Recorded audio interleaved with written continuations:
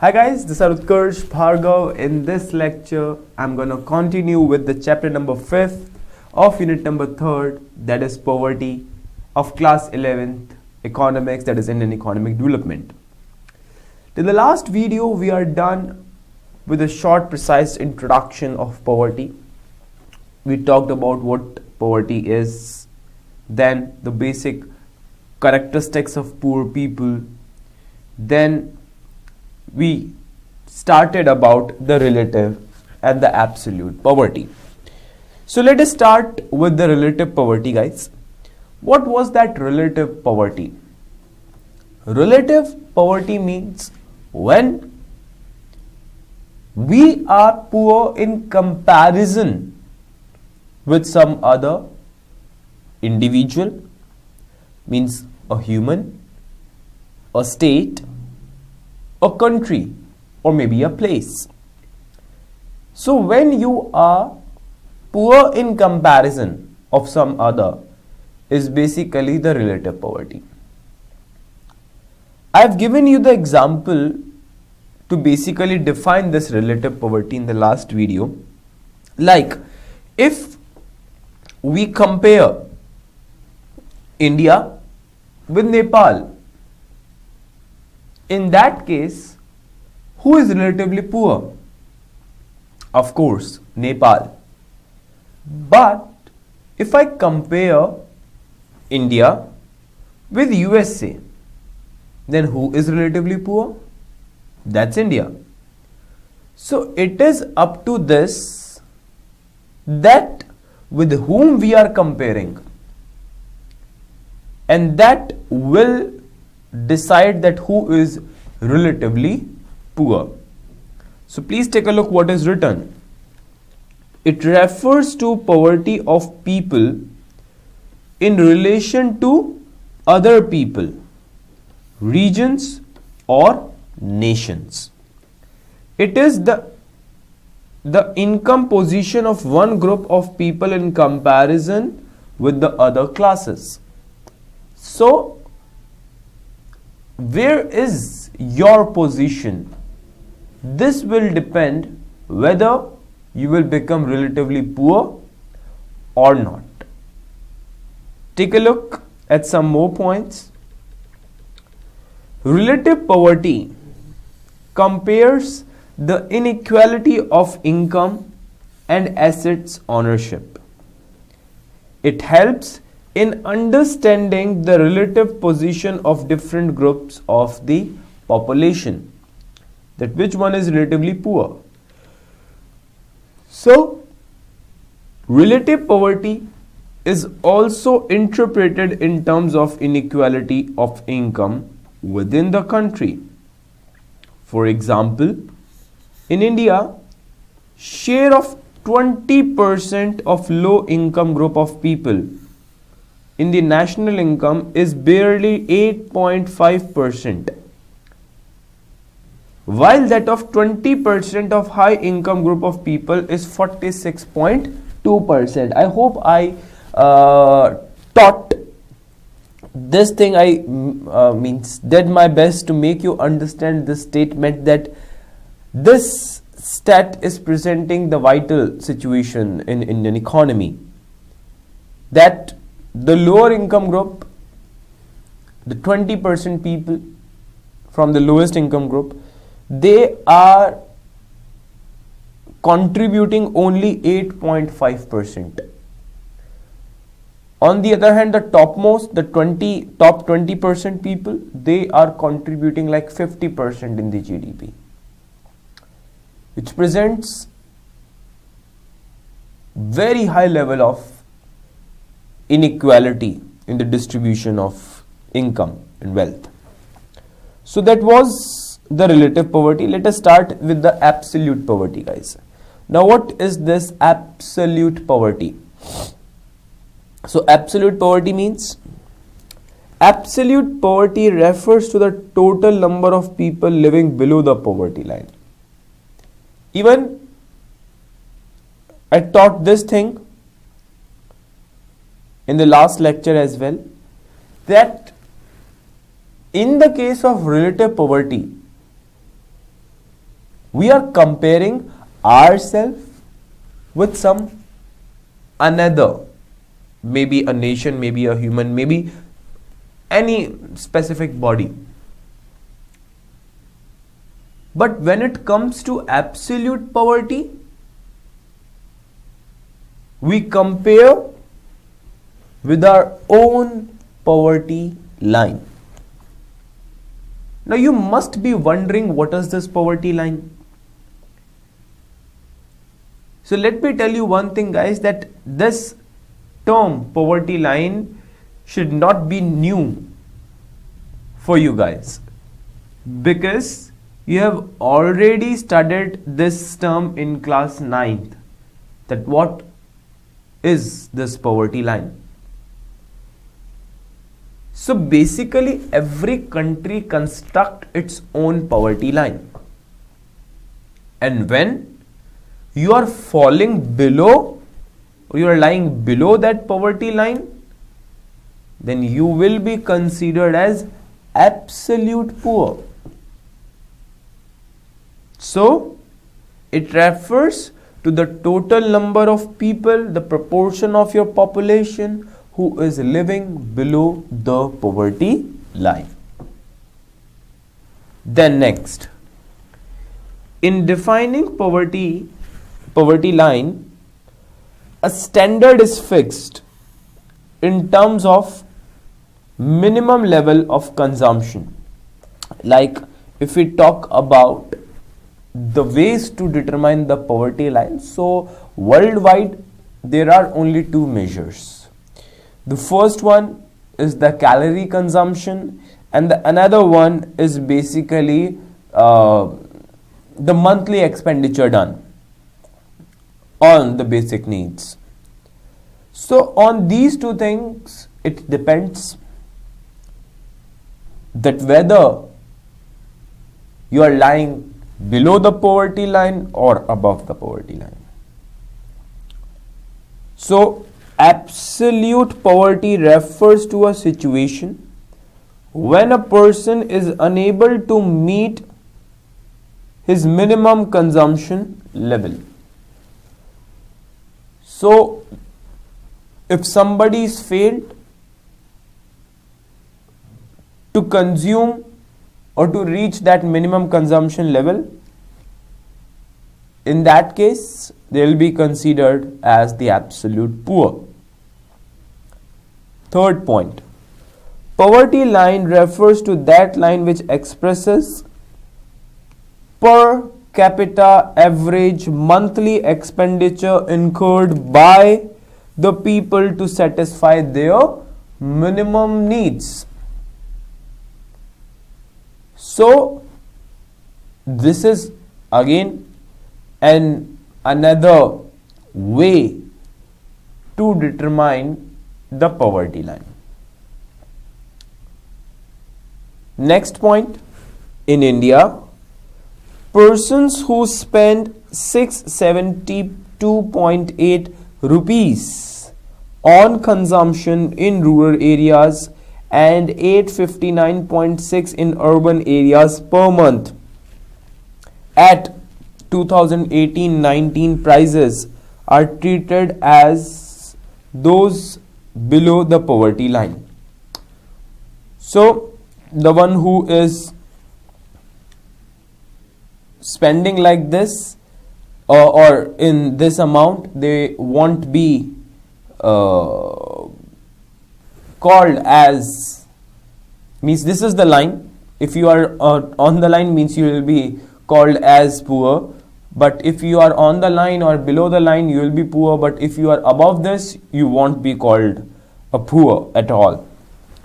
Last, in India, nearly 20% of the country's population is absolutely poor. Now that's a shocking thing. 20%. 20% means currently we have approximately 1.3 billion population. Now the 20% of 1.3 billion is approximately 26 crore people are living below the poverty line. And that is not a good indicator at all. Okay, let's move on to the next concept, guys. Let's start categorizing the poor. So let's start categorizing the poverty. So there are many ways to categorize the poverty. The first one is chronic poor. Now, what is this chronic poverty? First of all, you must understand the basic meaning of chronic. What is the meaning of being chronic? Chronic means the one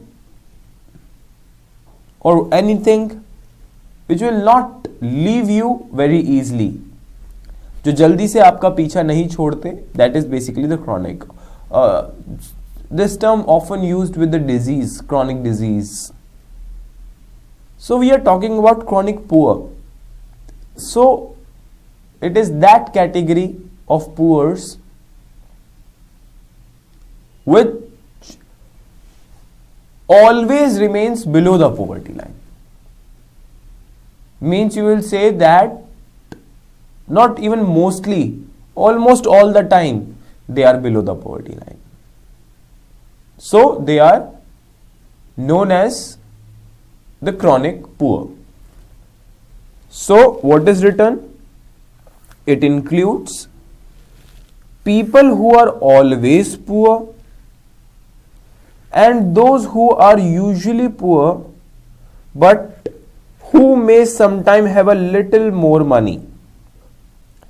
Example, casual workers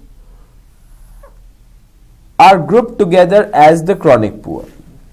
So casual workers means if they will be able to get the job, they may consume their basic needs, but most of the time the things are not like this.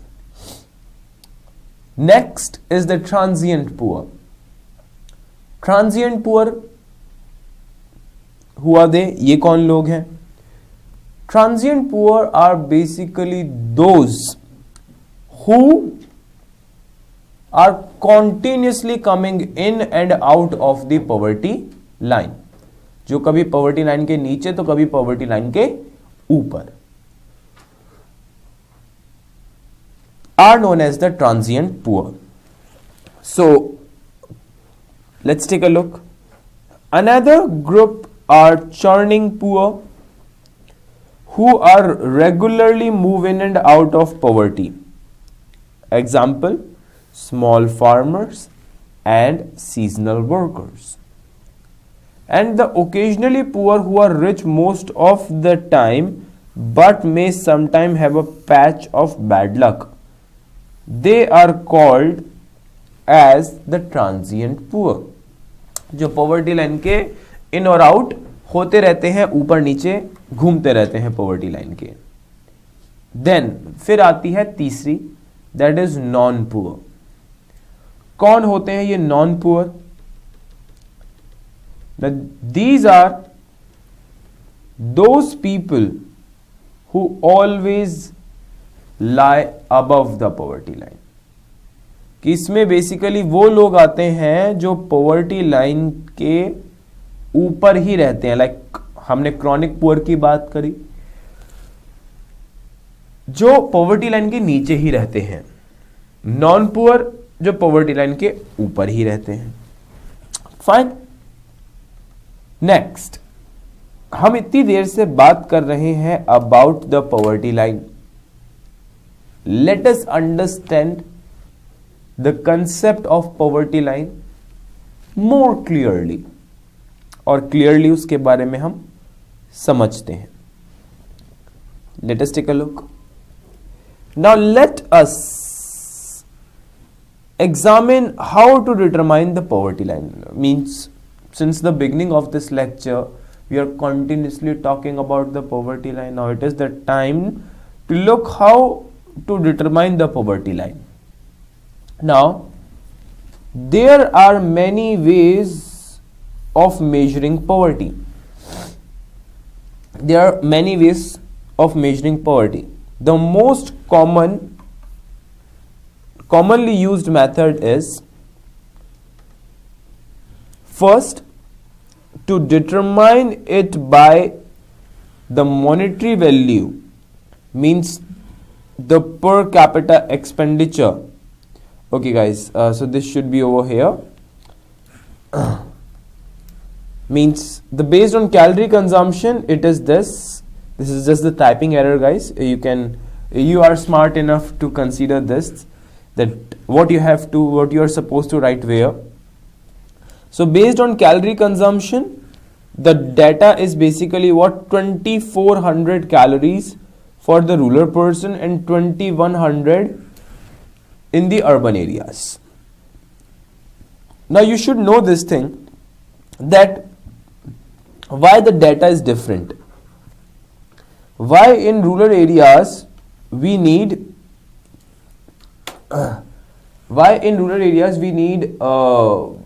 more calories, and in urban areas we need less calories. The thing is this guys, that in rural areas people basically do more of physical work, while in the urban areas we basically practice more of mental work. That is why we require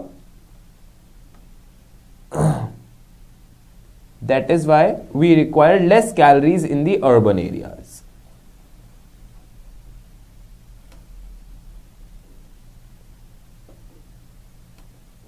Okay. So I have corrected this thing for you guys, so that there would not be any problem for you to understand the concept.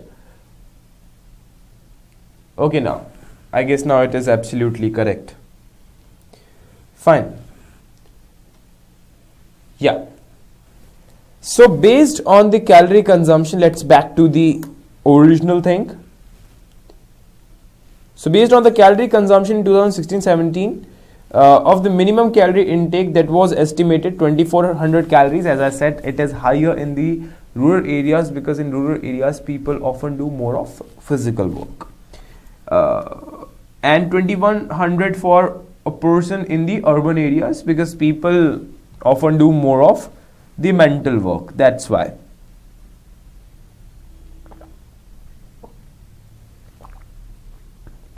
Next, to determine it by the monetary value, means the per capita expenditure.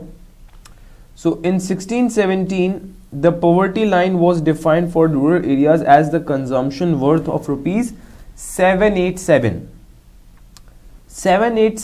per person a month, and for urban areas it was rupees 1000. I know this thing, that after reading these values there must be a lot of questions in your mind. I'll answer it one by one. On the basis of my experience, I know what kind of questions arises in the mind of the students. So like the question number 1, why the value is higher in the urban and lower in the rural areas? It basically because of the inflation. In urban areas, the prices are quite higher, relatively higher as compared to the rural areas. That is why the monthly expenditure in the urban areas is basically locked at a higher value. In the rural areas, it is locked at a lower value, 787 per person. So now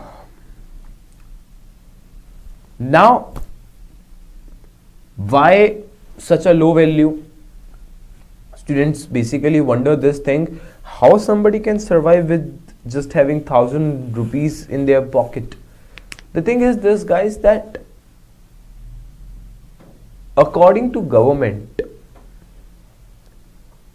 the definition of poverty is the one who is unable to fulfill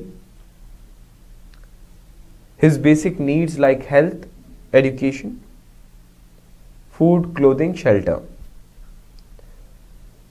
Now, if we look upon these basic things, government has already provided a lot of things at a very cheap rate among these things. Like if we talk about the food, government has already opened ration shops for this. Government is providing the kids of the rural people food by the scheme of midday meal scheme, means the things like midday meal scheme. Then if I talk about the shelter, so in our city, if I talk about the Delhi specifically, we have the concepts of ran baseras, where people can easily go and find some space just for the sleep. Then if I talk about the health, there are government dispensaries, government hospitals. If I talk about the education, there are government schools. Clothing was never a big issue for the government, because in our system, people, they get clothes from anywhere. So clothing wasn't a very big issue. So food, clothing, shelter, health and education, such kind of stuff is basically provided by government at a very cheap rate. That is why the government is taking such a low value as the poverty line.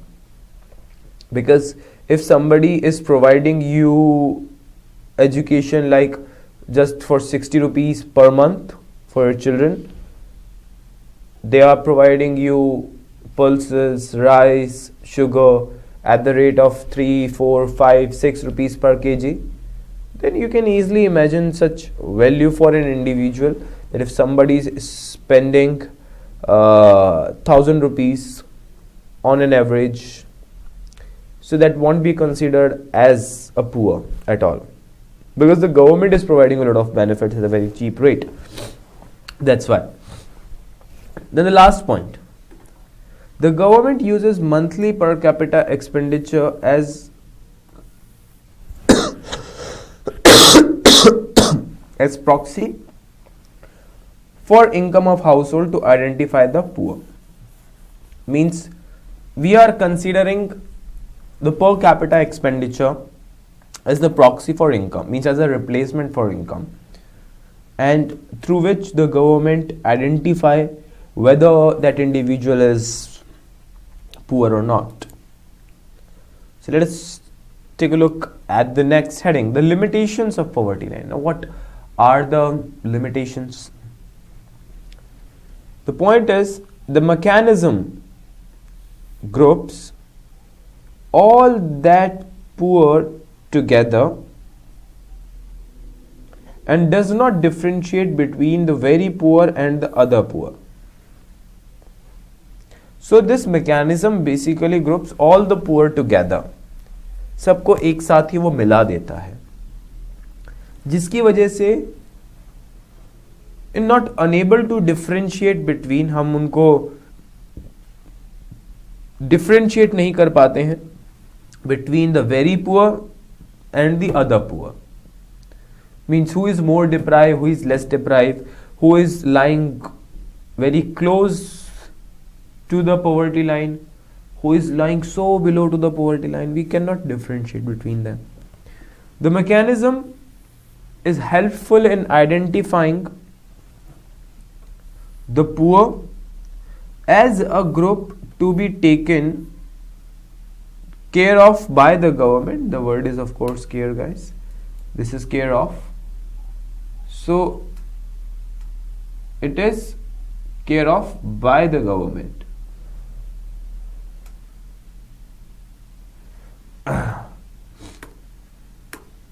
Yeah. So, but it would be difficult to identify who among the poor need help the most. Government को यही वाली बात नहीं पता चल पाती है कि ठीक है, इतनी population is lying below the poverty line, but who need the most, सबसे ज्यादा किसको जरूरत है, अगर ये वाली चीज भी आइडेंटिफाई की जा सके, so the government can benefit the most least advantage section of the society. Now the next one, the next limitation. Now there are many factors other than income and assets. There are many factors other than income and the assets which are associated with poverty. For example, the accessibility to basic education. I mean, it doesn't matter how much money you have, if you don't have the access to the basic education, healthcare services, drinkable water, sanitation, then you won't be considered as a rich, because money is not everything. If you have money and you don't have good healthcare services, good education, access to drinkable water, what do you do with that money? You cannot do anything. So these need to be considered to develop poverty line. So apart from money, we must consider such basic things which is required in the modernized world while considering the poverty line. Last, the existing mechanism for determining the poverty line also does not take into consideration social factors that trigger and perpetuate poverty, such as illiteracy, ill health, lack of access to resources, discrimination, or lack of civil and political freedom. So again, we do not consider such things also in the poverty line. And we know this thing, that this can actually boost up the poverty if there is high illiteracy, if there is ill health, if there is discrimination or the lack of freedom. So such things should be considered as a part of the poverty line especially.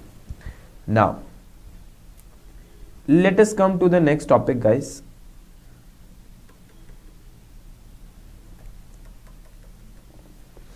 Is the causes of poverty. Now, if I'll ask this to anybody, so they'll state a lot of things, that look, poverty can happen because of illiteracy, because of poor health services, because of lack of employment opportunities, because of lack of infrastructure. It can happen because of so many reasons actually. So we have categorized it into different headings and we'll talk about them one by one. Fine. So let us start with that. The causes of poverty line. In the institutional social factors that mark the life of the poor. The main causes of poverty in India are, let us talk about the main causes. The first one is high growth rate of population. Means, what I personally think it is the biggest reason behind the poverty in India, because we have very high population, huge population. So high growth rate of population. The growth rate of population in India has always been higher than the economic growth rate of the nation. So वही कि जिस proportion से हमारी economy grow करती है, उससे ज़्यादा proportion से हमारी population बढ़ जाती है. तो उस increased prosperity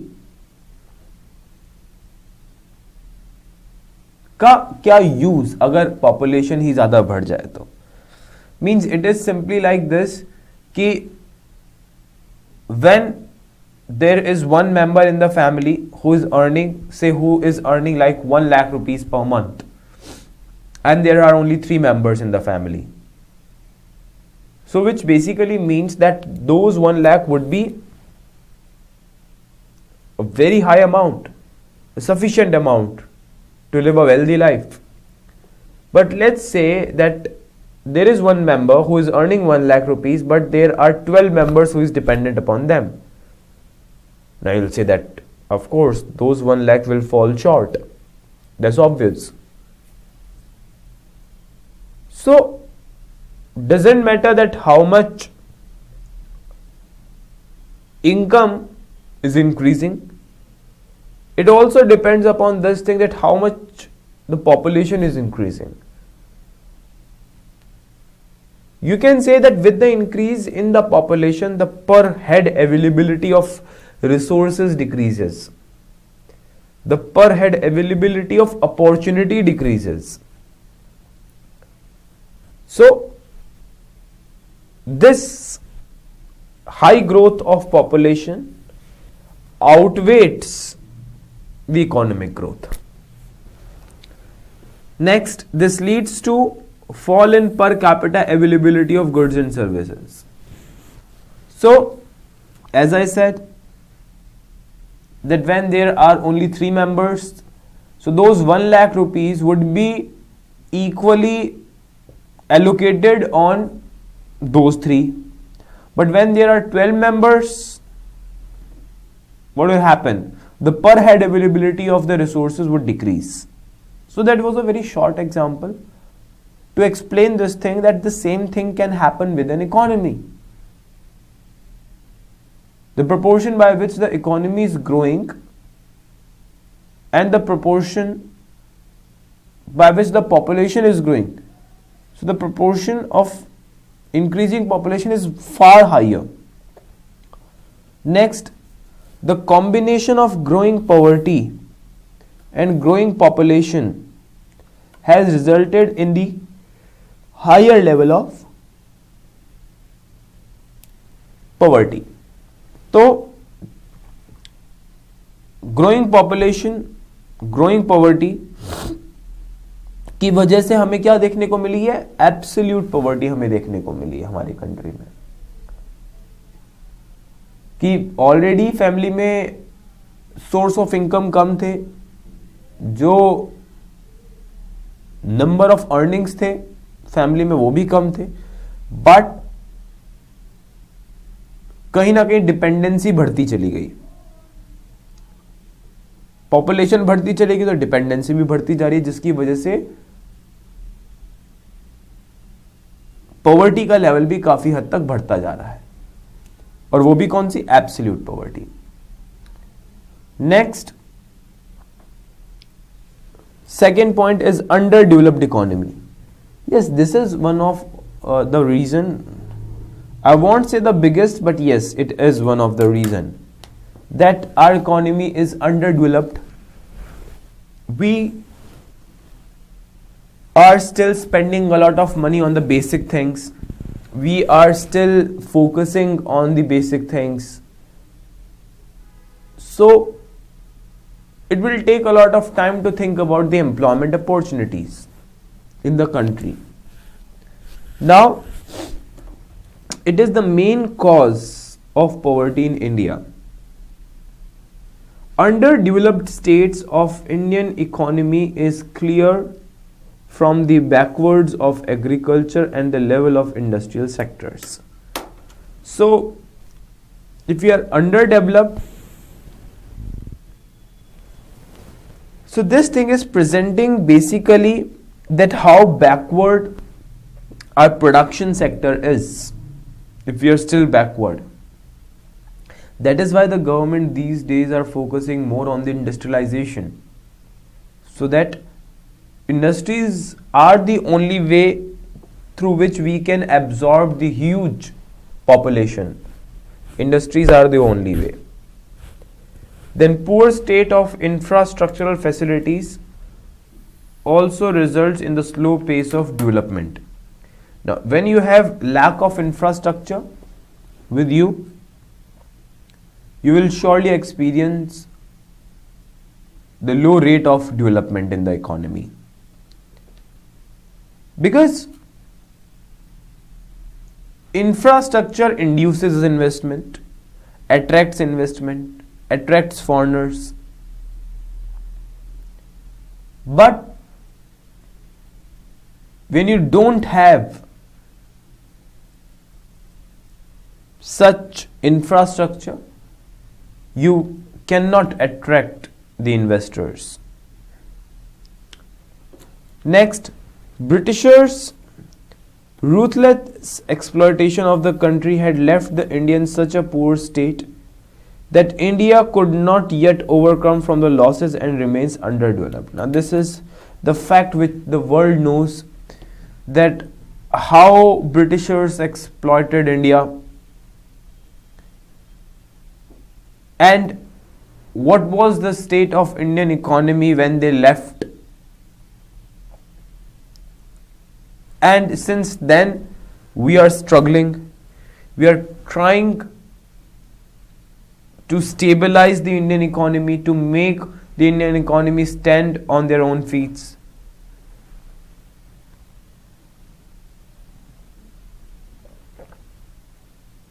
So since then the struggle is going on. Next is widespread unemployment. So the unemployment level is still at a very higher rate. Still unemployment is a very big issue in our India. And again, I would give the credit of this high unemployment to the increasing population only. Means what the government can even do. If the population is continuously increasing and the government is trying its best to increase the number of job opportunities, but the population is continuously increasing, and that is even at a higher pace. So in that case everything would be like going in the vain. It is very old and still prevalent problem, widespread in the form of rural unemployment, urban unemployment, structural unemployment, industrial unemployment, etc. So we have already done this thing in our previous videos, especially when we did the chapter of employment and unemployment, that there are so many kinds of unemployment, and because of those different kinds of unemployment we are basically facing the widespread poverty all over around us, all over our around our country. So because of this basic problem, unemployment, we face poverty. Then lack of job opportunities.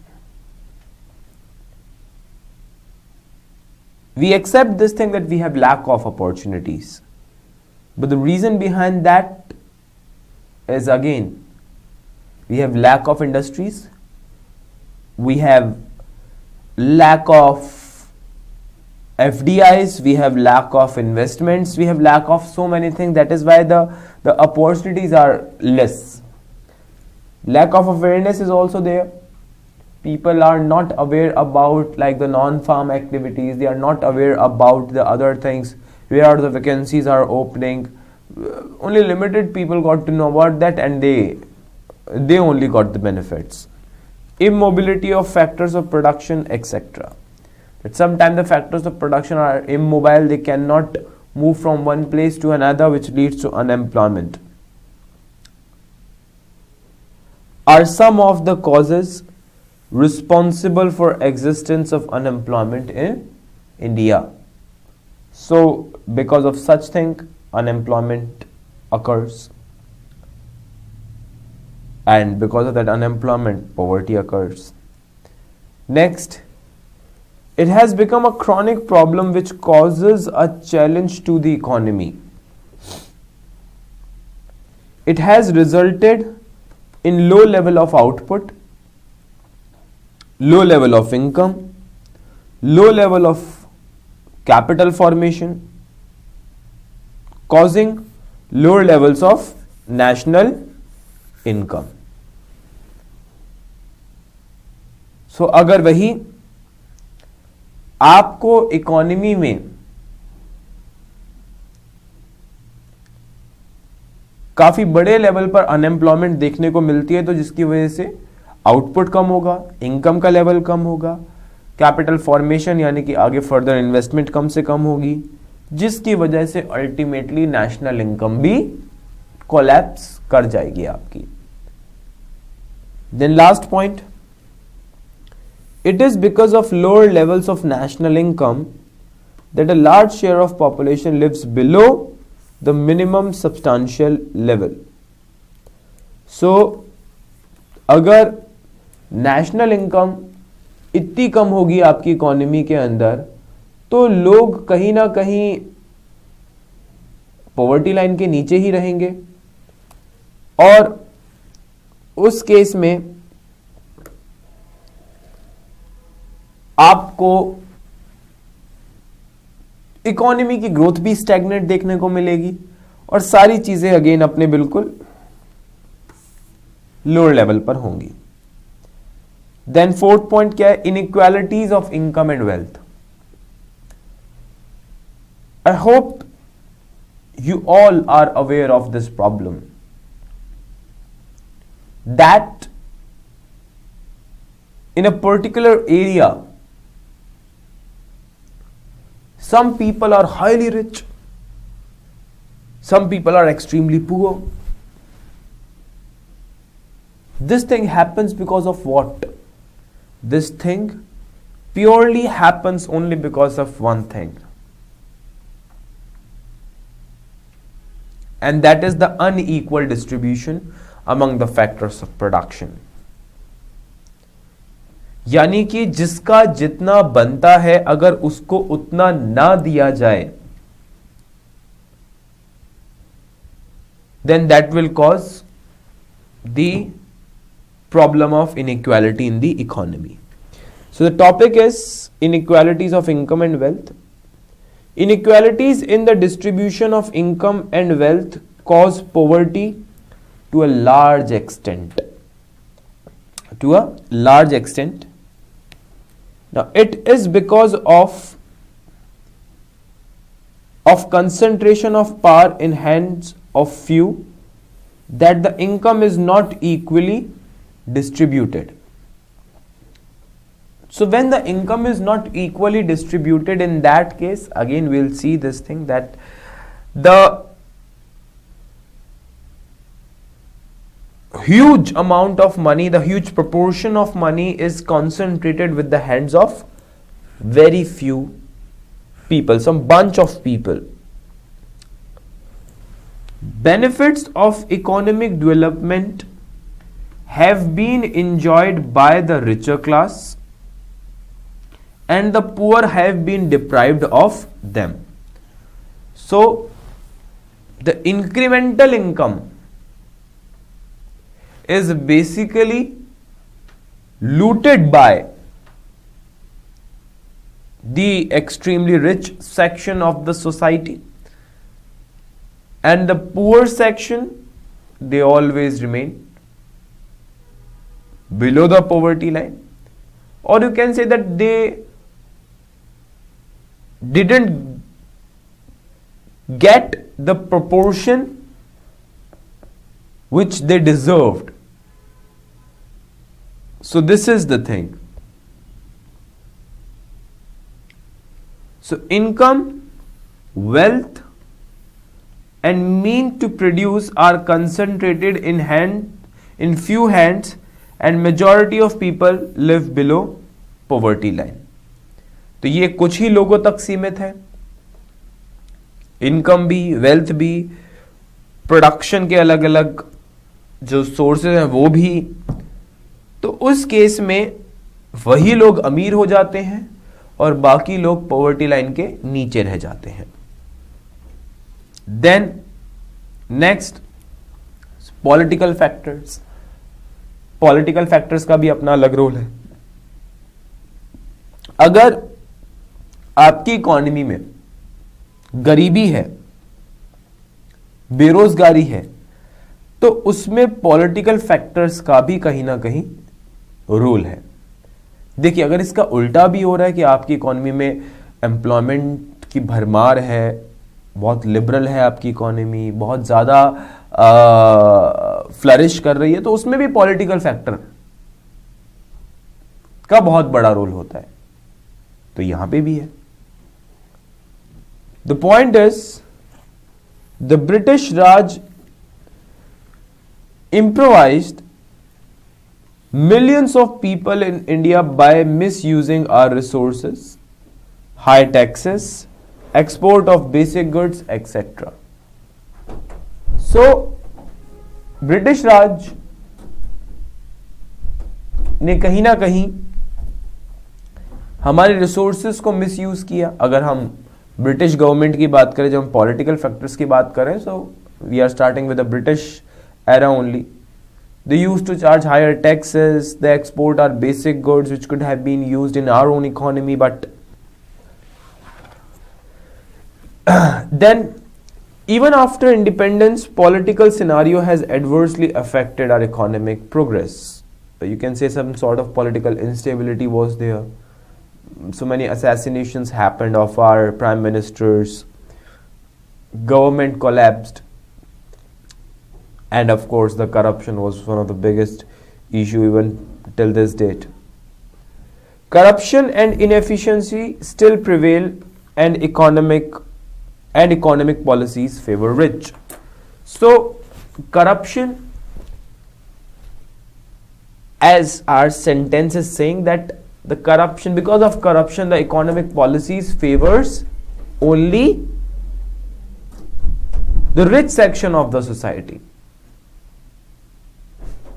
And this is nothing but the failure of the political system. So, which would ultimately cause poverty, because that is benefiting the richer section. Again, that is causing the inequality in the income and wealth, and ultimately causing the poverty. Last, some political parties, due to their selfish interest, do not take the initiative to root out corruption and improve the system. So just because of their own personal interest, they never want the corruption to coming to an end, because again their common interest always comes in between, which would ultimately again results the poverty. Only the rich section got the benefits and others suffers. Then the sixth is a rise in the general price level, popularly known as inflation. So inflation always negatively affects the poverty. The one who is already poor, his boss is not doing the equal and the good distribution, which is causing the less incremental income as compared to the inflation.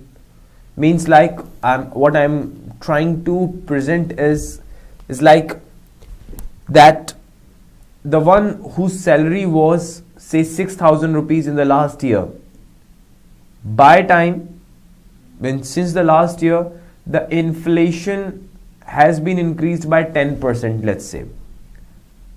So as per the normal incremental laws, his salary should be 6,600 by this year. His boss is increasing only 200 or 300 rupees. So let's say now his salary is 6,200 or 6,300. Now that one is illiterate, that individual is illiterate, he doesn't know about much things. What he'll consider, okay, that's fine, I am getting 200 or 300 rupees more monthly, so this is a good thing for me. But the fact is this, that he is not earning more, he is actually in loss. क्योंकि जो खर्चा उसका पहले 6,000 में चलता था, इस साल वो 6600 में चलेगा, लेकिन उसकी कमाई सिर्फ कितनी बढ़ी है, 300 रुपए से, 6300 रुपीज से. तो यानी कि वो 300 रुपए एक्चुअली लॉस में चला गया. तो ये इंक्रीज इन इन्फ्लेशन या इंक्रीज इन प्राइस लेवल ऐसे आपकी परचेजिंग पावर को कम कर देता है और गरीब को और गरीब बना देता है.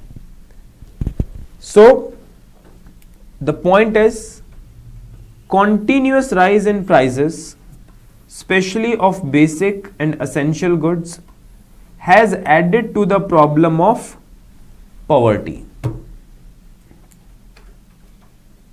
Then combination of rise in prices and lower level of income has decreased the real income, means the purchasing power of people, resulting in the poor quality of life and lower standard of living.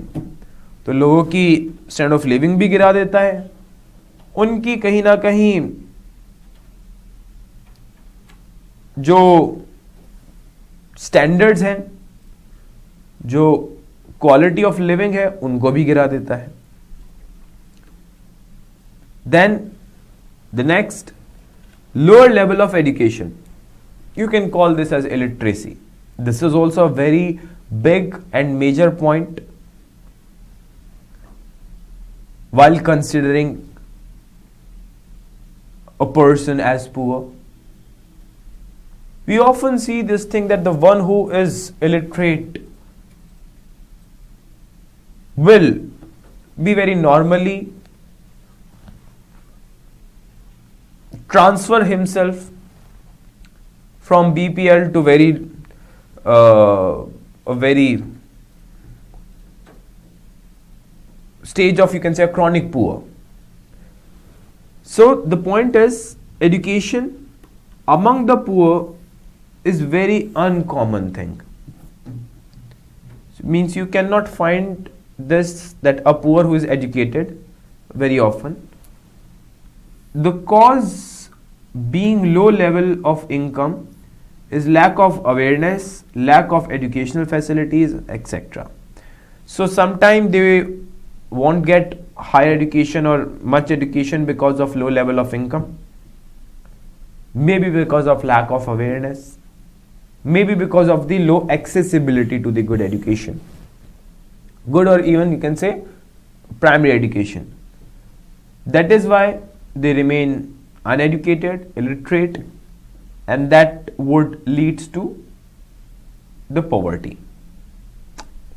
Now, due to their illiteracy and limited skills, they are forced to pick low paid jobs, resulting in low level of income generation. So that would create what?